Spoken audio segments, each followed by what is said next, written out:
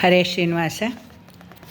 ಇವತ್ತು D V ಜಿಯವರ ಮಂಕುತಿಮ್ಮನ ಕಗ್ಗದಲ್ಲಿ ಸಂಪೂರ್ಣ ಸುಖ ಎನ್ನುವ ಭಾಗದಿಂದ ನಾನು 891ನೇ ಪದ್ಯವನ್ನು ವಾಚನ ಮಾಡ್ತಾಯಿದ್ದೀನಿ. ಎಲ್ರಿಗೂ ನಮಸ್ಕಾರ. ನಿನ್ನ ಕಹಿ ಸಿಹಿಯೆಲ್ಲ ಕಡಲೊಳು ಉಪ್ಪಾಗುವುದು, ನಿನ್ನೆಲ್ಲ ಗುಣಗಳುಣ್ ಬ್ರಹ್ಮದೊಳಗಂತು. ಪುಣ್ಯವೋ ಪಾಪವೋ ಅಹಿತವೋ ಹಿತವೋ ಅದು, ಚೆನ್ನಹುದು ಬೊಮ್ಮನಲ್ಲಿ ಮಂಕುತಿಮ್ಮ.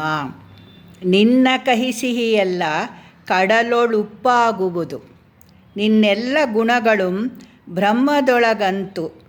ಪುಣ್ಯವೋ ಪಾಪವೋ ಅಹಿತವೋ ಹಿತವೋ ಅದು, ಚೆನ್ನಹುದು ಬೊಮ್ಮನಲ್ಲಿ ಮಂಕುತಿಮ್ಮ ಮಂಕುತಿಮ್ಮ. ಈ ಪದ್ಯದ ಭಾವಾರ್ಥವನ್ನು ಡಿ ವಿ ಜಿಯವರು ಈ ರೀತಿ ಹೇಳ್ತಾರೆ.